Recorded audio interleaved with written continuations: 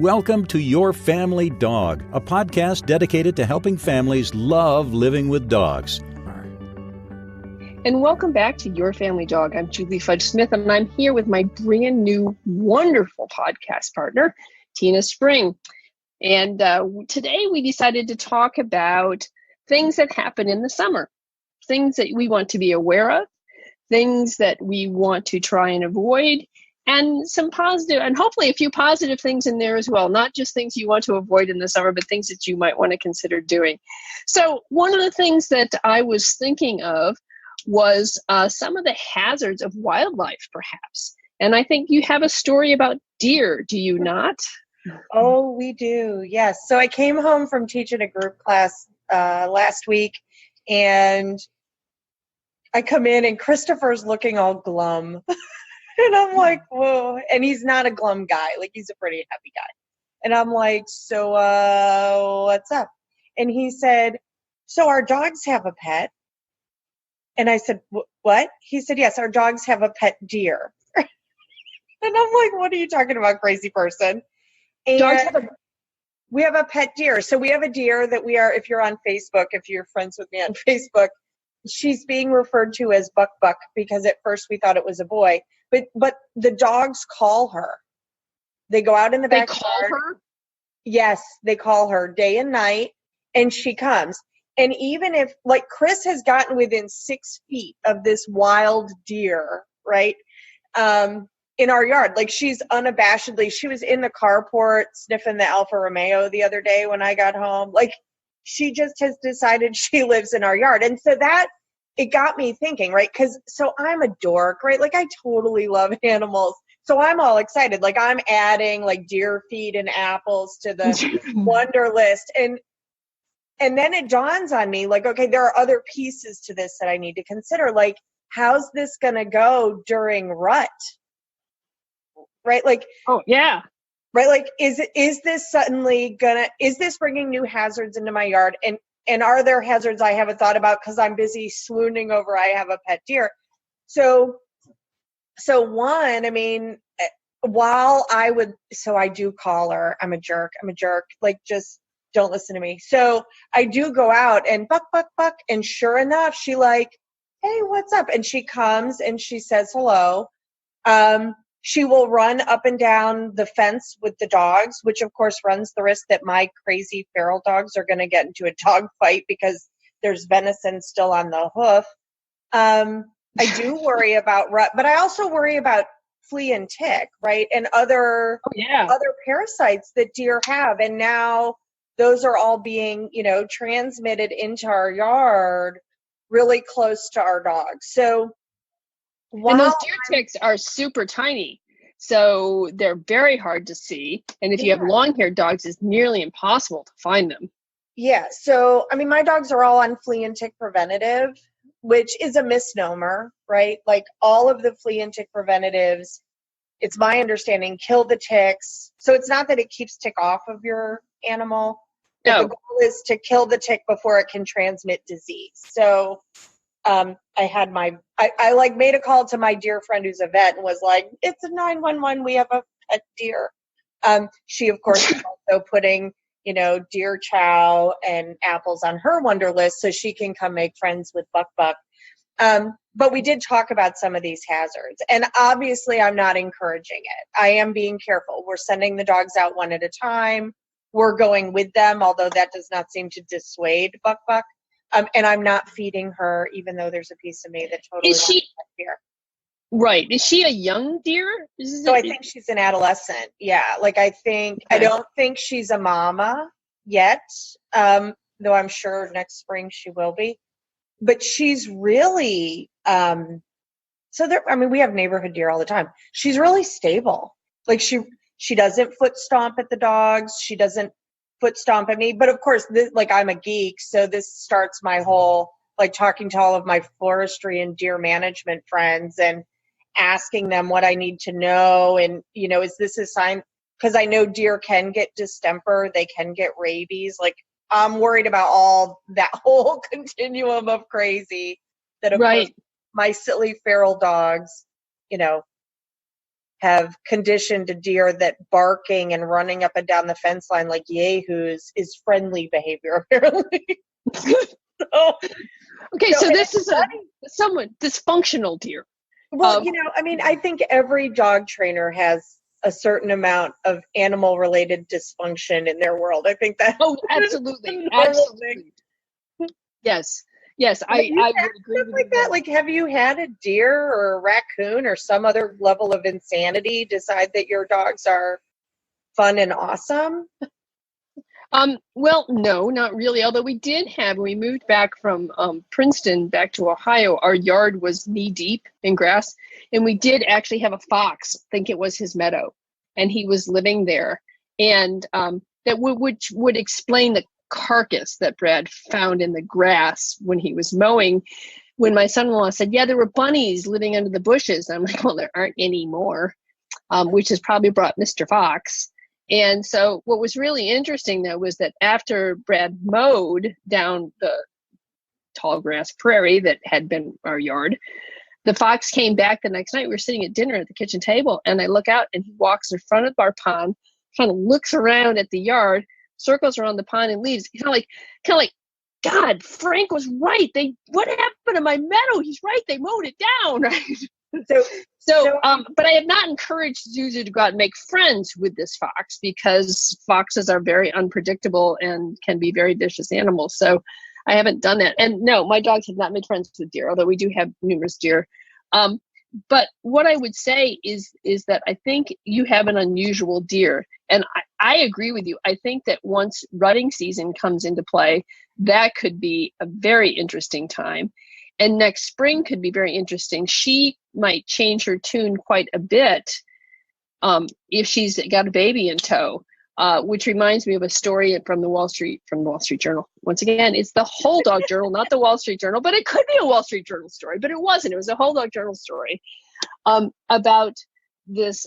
Nancy Kearns, who's the editor, was saying that her sister has a vacant lot that's near her house that's got lots of trees and tall grasses, and her small dogs like to play and sniff around it, and it's never been a problem until I guess it was last week or so, when there was a deer who was laying down, and the dogs found it, and she heard this scream, and she went out, and this deer was attacking her small dog. And so, not paying attention to her own safety, she yelled and ran at the deer, hoping that it would charge away or run away, and it didn't. It charged her, and she dove behind a tree, and the deer finally left, but her poor dog was left with a huge gash that was like a $1,700 vet bill. So deer can, and she said she doesn't know what caused it, if they were young nearby or what was going on, but deer can become very unpredictable. And I don't think people realize they're big. I mean, they really are large animals, and they have an awful lot of force in those hooves. Yeah, I mean, I grew up in upstate New York, where our deer are arguably substantial. Yes. And I mean, I had teachers who went out hunting during deer season and got gored by deer, right? Yeah. And sometimes to the point of it being a fatal incident. So I also worked on a golf course, and we did have deer who would either have rabies or distemper. I think they would usually send things off for testing, but we didn't always get the report back.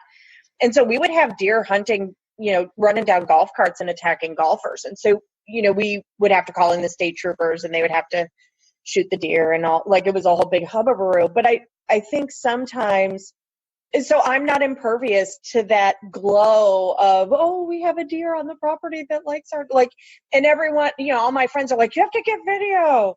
And so I think it's easy to get caught up, right? Right. It's easy to get caught up in loving that our dog wants to jump in the swimming pool and not thinking about necessarily the hazards and the responsibilities that go along with that. So, I mean, I have a lot of clients here in Georgia who have in-ground saltwater pools. They're like, we want the dog to be able to enjoy the water with us. But I mean, I've had client dogs who have drowned from just simple accidents, right? Because the dog got familiar with, so like this deer is familiar with interacting with my dogs, and there are going to be some pretty significant considerations with that on the back end. The same thing with the pool. If you have a golden retriever or doodle who's jumping in the pool all the time, that runs with it a little bit of risk that your dog might potentially go in the pool when you're not there, if you're giving the dog access, or even all the same things that can happen to people, getting a cramp, getting tired, just taking on too much water, or confusion. I think I've had a long career, which I'm richly blessed that I have, but sadly that also brings with it a certain, laundry list of horror stories of just crazy, weird stuff. Dogs getting in the pool and forgetting how to get out and just succumbing to that. And the horror that is for a family, right? Oh, yeah.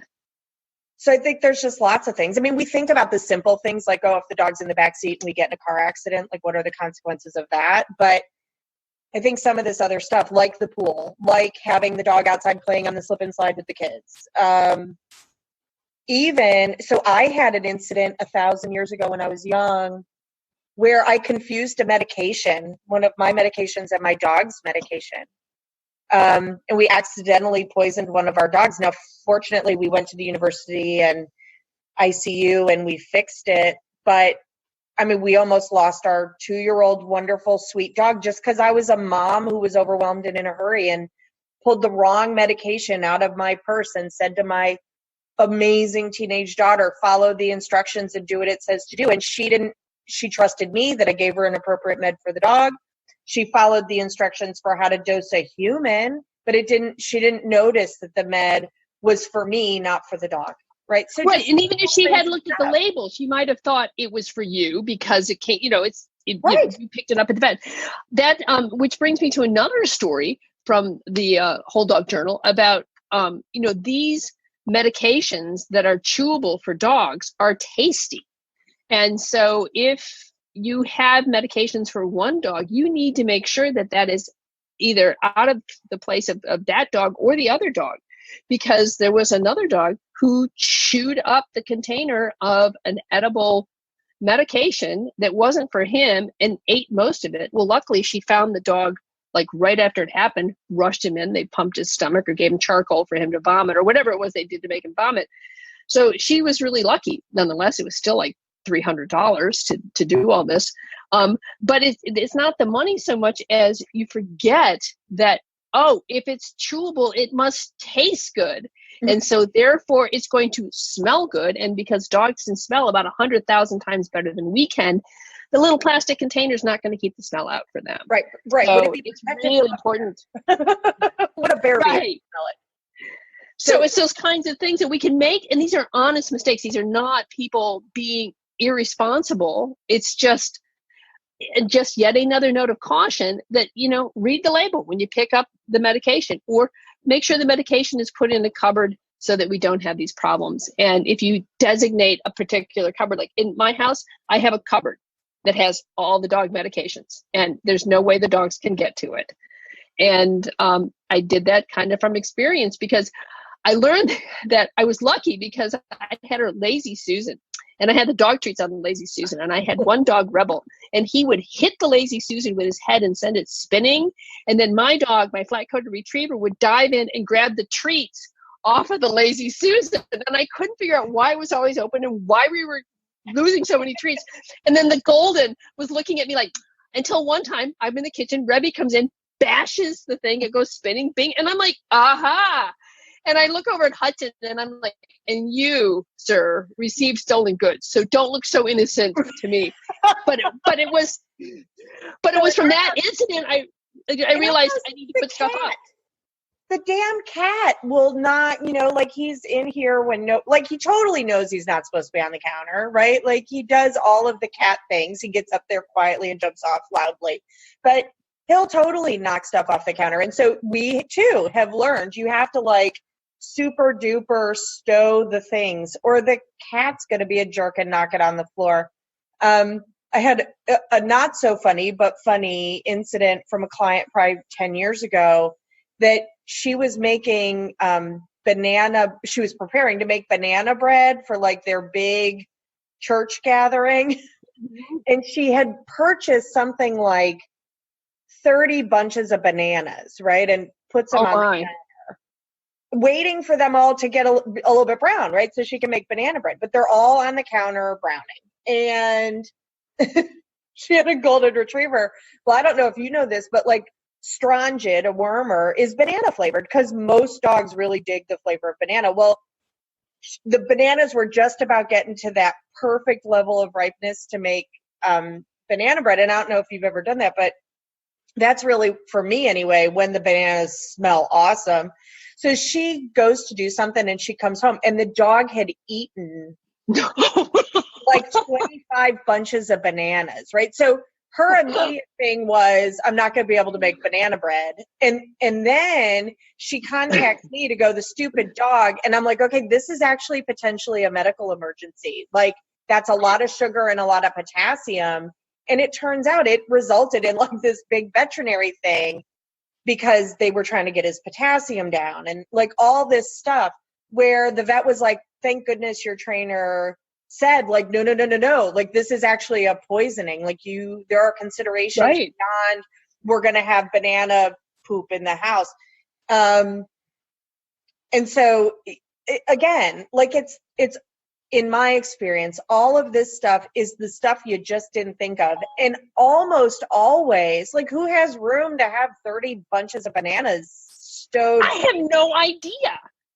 Right. Like, how would I do that? You can't. Like, I don't know, in a bedroom and close the door, right? Or in the basement or something. Right. And this was a dog who had never in his life ever taken anything off. It was like an 8-year-old golden retriever who was lovely and smart and pretty and not obnoxious, not a bratty teenager. So a dog who had at least had good house manners. Right. We had a dog that loved raisins. And of course, raisins can be highly toxic to dogs in very small numbers, but there are certain numbers. I did a blog on raisins. So my husband leaves out, he likes raisins. He left out a big box of raisins. And I come home and I knew who had done it, who had stolen it, because it was in the living room or it was in the dining room. And Buckley always took whatever he stole and laid down on the dining room carpet to eat it. But what I didn't know was whether his 2 cohorts had ingested any of these. Right, so like hydrogen peroxide for everyone. Yeah, but the problem is that hydrogen peroxide only brings up 75% of the stomach contents. And I realized when I called poison control, they said there's still enough in there that could cause problems. And we don't know which dogs it causes problems, and we don't know what levels. It can be as little as a raisin. So off I go with 3 dogs to the ER to have their stomachs pumped. So believe it or not, my husband does the same thing in about a week. He leaves the raisins out where Buckley can get them. And I'm like, are you serious? I come back and once again, there's the raisin box. Only this time, because the other dogs had no raisins whatsoever in their stomachs, I just took him and had his stomach pumped. So now I have spent close to $1,000 for regurgitated raisins. Well, it's cheaper than a divorce, though. Probably. I don't know. Or a prison sentence, defending the murder. Yeah, that's right. So it was probably for 6 months. If anybody said raisin to me, I'm like, there's no way I would ever have raisins in my house again. But now they have their own special slot in the cupboard now. Okay. This is where the raisins go. So as a human foster parent, there were things I just didn't allow in the house, right? Because at the time we had 9 dogs, right? And like sugar-free gum, just wasn't, the xylitol, it just wasn't worth the risk. No, it's not. I mean, there are specific products that I never bring in the house because I don't have the bandwidth to monitor enough to make sure that that's safe and stowed. And I don't want to have angst with my family or my pet sitter or my staff or any of that over something we can just avoid. So I always joke that it's kind of like, so I'm almost 50, right? Like the joys of this stage of hormonal life and development. I just can't have donuts in the house. I just can't, because I'll eat them. And so there is a little bit of, if there were raisins in the house, I don't think I have raisins in the house. Like if we partake in those, they're not in the house. They're like, I don't know, off property, because the risk is just too big. Yes, Even, I would agree with you. Simple stuff like melatonin, so I can occasionally sleep. Like I check the label: is there xylitol in it? Because the dogs will try to get into it. You know, it. Yeah. So it's just, I don't know. I mean, I don't want to be reactionary. I'm not bubble wrapping the universe. I mean, heck, I ride a motorcycle, right? Like I'm not averse to some risk, but I think any of us who have had dogs for a long time or kids for a long time learn that that a lot of the things, a lot of the incidents that occur, whether it's a medical emergency or goodness sakes, a conflict between an animal and a family member, almost all of those, with the benefit of hindsight, it was like, okay, that was kind of predictable. Like we took a risk that maybe we ought not take. Right. So I'm going to ask you a question. So I have clients consistently who like just randomly decide that at some moment in time, their adolescent dog or adult dog should just be left loose in the house when no one's home. Like it's just like a random thing. So, because when I ask them, like, okay, well, what made you decide like you weren't going to crate when you weren't home anymore? They're like, well, I don't know. Like I just decided it was time. And almost always, like it's ridiculous. And I understand that I have a skewed, right? They're calling me, they're contacting me because they had a bad experience. But like it just gets run off in the ditch. And I don't understand, like what do you think people perceive is the reward? Because I just see all the risk. Like dogs are not loose in our house when no one's home, because I know a chipmunk can make it into the house, and dogs can do tens of thousands of dollars of damage to each other and the house over something as simple as that. I don't want them getting stuff off the counter. I don't want them eating the bananas when nobody's home. Right. I don't know. I think the dog trainer in me has skewed me to the point that I sometimes just don't understand that level of risk. Although I suppose there are people on this listening to this podcast going, well, you're an idiot. You ride a motorcycle. So, well, I was going to say my dogs have to earn the right to be out when I'm gone. And that usually doesn't happen until they're a year and a half or two. And I start with very short time periods. Like you can be out while I go get the mail, or you can be out while I, do something short. And so they work up to the period, but they have to earn that right to be free in the house. And that doesn't mean that they're always free in the house either, because there are sometimes like if I have workmen coming, there's no reason why my dogs have to meet every workman. So Zuzu will be happily, gated into my office. And if she's, or if there's something like, if she's been, ill, or I feel like she needs a little bit, she doesn't need total freedom of the house because we've had some diarrhea, then she'll get, gated into the kitchen, or, put in a crate or something like that. But so far, she's been really good about being in the house without any constraints. Well, now you said that. But on the other hand, I live in this small town, and I don't always lock my door either. So when the carpet cleaner was coming to pick up rugs, I said, I really need to be there because I can't risk you opening the front door and Susie getting out. So there are some downsides to it. So it says either I need to know when you're coming so I can put Susie in my office, or I need to be there so I can manage her. Well, so, I just think about the liability. Like when I'm our liability, that something could happen, that the dogs could get hit by a car. I heard a story yesterday about somebody who had a, adolescent but very well obedience trained puppy who was running around in the front yard while they were loading the car to go actually to a dog show. Like these are responsible dog owners who a neighbor careened off the road to hit and kill their dog. And they had no recourse because the dog was off leash in the front yard, a well-trained dog who was under their control, but cannot outrun a speeding car. Like, I don't know. I think for me, I just like the safe answer of they're stowed. Because I have had clients who a chipmunk made it into the house and the dog did, two beautifully well-trained golden retrievers. Poor golden retrievers are getting dumped on today. They just happen to be Goldens. like did $60,000 of damage in the house over Oh my it heavens. wasn't a chipmunk, it was a squirrel, right? And thank goodness didn't go after each other. But I mean, you totally could have had a redirected aggression in that case. My mom, so my parents have been breeding and showing dogs since 1979. My mom had an adult, stable, never ever caused a problem, well-trained dog who was loose in the house, who randomly one day ate the center out of the carpeting. Did thousands of dollars of damage, you know, probably because there was a crumb in the carpet that nobody recognized. So I don't know. The risk to the dog is too big, and I don't want to be mad at them. Like I don't know. I'm more cautionary, I guess.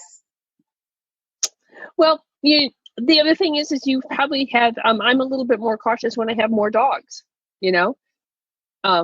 Well, and we have 2 feral dogs, right? Which also changes, like everything's a dragon. They're afraid of everything. I have to be really careful about management of arousal. Right. And then I have a deaf pug, right? So that's another whole level. Like Alberto only moved in last year. Right now it's, I think 97 here in Georgia, and the heat index is like 107. And I'm finding myself constantly reminding Christopher, even when it's dark out, to be mindful of how hot it is and that this dog is not going to be as heat tolerant as his Italian greyhounds were. Right. That he can overheat really quickly. Yes. And, when you've got heat like that, any dog can overheat very quickly. Right. And in fact, there is a progression to heat stroke. A normal dog temperature is somewhere between 99 or 100 to about 102.5. And everybody should probably learn how to take their dog's temperature. We talked about that in one of our previous dog podcasts. I think the one we talked about, dog first aid, how to do that so that you're familiar with what your dog's normal temperature is. Then what happens is that you get heat stress, which happens at about 103 degrees or higher when the temperature's up. The dog starts panting. He's drinking water if it's available, could be very restless, okay? That is a dog that needs to get cooled down. But we're not at a risk for any serious long-term problems with heat stress. But if it's not addressed, it can turn into heat exhaustion. That's where the dog's body temperature is 105 degrees or more. Now you've got much faster panting, the heart rate elevates, the gums become red and tacky, there's a weakness, and the dog could collapse. Now you're talking about a serious medical condition that needs immediate attention because your dog is at high risk for a variety of other problems. After heat exhaustion, you have heat stroke. That's where the dog's internal temperature is 107 to 109 degrees or above. And that's just beyond the pale. That's when a dog is going to develop shock, vomiting, diarrhea, seizures, collapse, multiple organ dysfunction syndrome, and death may occur. So if you begin to see your dog in these hot days starting to pant and getting restless, that means that he's already being stressed by the heat and needs some attention. You need to get him inside and cooled off. You can, get cool towels and wrap your dog in it. Make sure they have, nice cold water.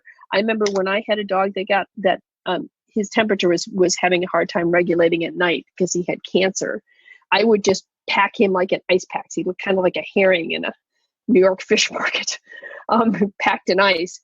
But if you do not take care of it, your dog will suffer and could die. So it's something to be, I think the most important thing to remember is when we start seeing a lot of panting and the dog starts getting restless, that is your very first sign that something is amiss and you need to get onto it.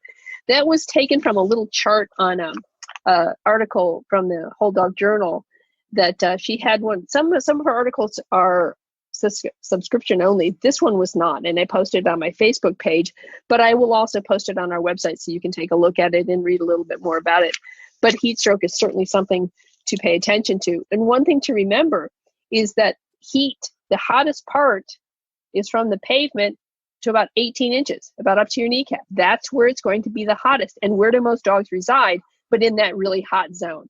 So make sure when you go outside, put the back of your hand on the pavement. If you can't leave it there for 5 seconds, your dog can't walk on it.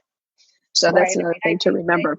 the heat's something people just don't think about. And it's, again, I had clients who came to me after the fact, but gave their dog heat stroke, and he had permanent neurological damage that showed up in really erratic behaviors that we weren't really able to modify or manage, right? So while the dog didn't die from the heat stroke, he was so unpredictable and dangerous after that. A dog that had been completely stable previously, that in the end that ended up, I mean, it wasn't safe. He just wasn't safe to have around because of the neurological damage. Additionally, like burning of pads and all that stuff. I know as a motorcyclist, it's really crazy easy to get dehydrated. Your body, for humans, we can't put fluids in fast enough to compensate for what's going out when we're overheated.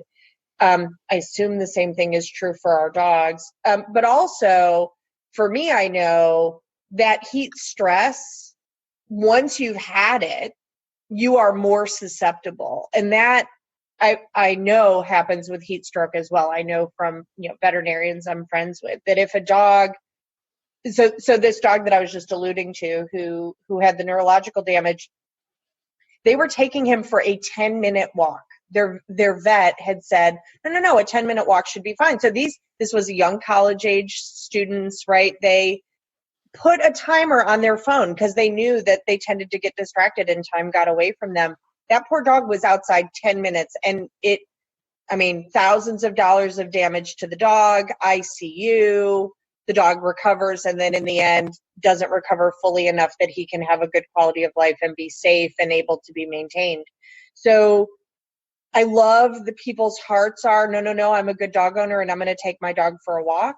But that's not always an appropriate, it's just not always appropriate. And just waiting until the sun goes down just isn't, that doesn't always get it done. I mean, that the asphalt will maintain the heat for a long time into the evening. So yeah, like it's like all of this stuff, it's a lot. And I think the average family today, in my experience, is just trying to survive their day. So thinking about all this craziness is just, it's a lot. And so we tend to learn by making significant errors. Right. Which sadly have big consequences. Yeah. But, that's one reason why we're talking about it now, so that our listeners can learn from our mistakes and from the mistakes that we have seen in the past, so that perhaps, they can make their own mistakes. They don't have to make ours. So that's what I always tell it's great. I can teach my kids not to make my mistakes. I can't teach them not to make theirs. Right. So we just, as a reminder and sort of a wrap up to this, be careful of deer, even if they seem friendly. There are some hazards there, and don't get caught up in your love of animals that might put yourself or your dogs at risk with wildlife. Pay attention to the heat. It can be extraordinarily difficult and damaging to you and your dog. When in doubt, stay inside in the AC and, find some fun games to play inside with your dog if they need exercise. I have a black dog. We don't go out a lot during the day in the summer when it's really hot. Another thing to remember is water can be your friend, but it can also be a hazard. Swimming pools may be a great time and fun when you can supervise your dog, but make sure they don't have access to it if you're not there, because accidents can happen. And dogs can drown just as easily as people can. And the other side of water is make sure your dog, if we're jumping in the pool or we're jumping in the lake or we're playing in the hose or we're drinking lots and lots and lots of water, you can get water intoxication. So make sure that your dog also has time on land and urinates to get some of that excess water out so you don't mess up their electrolytes. And then dry drowning. Think about dry drowning. Like, it's all the things. Yeah, it's awful. And then also to beware of summer insects. Actually, ticks are not insects, they are arachnids, but they are nasty little organisms that could come into your yard on your favorite Bambi. But they also, too, make sure your dog has a tick preventative and learn how to take ticks off effectively. Tick key works really well, a tick loop, even a pair of tweezers. Make sure you don't squeeze the tick until it's off the dog, because if you squeeze the tick while you're taking it off, you can actually inject the contents of the tick's digestive tract into your dog, causing all sorts of problems. And I know from experience, having been treated for Lyme disease myself and having my dog been treated for Lyme disease, that you do not want to go there. So make sure you do your tick preventative and learn how to take them off correctly.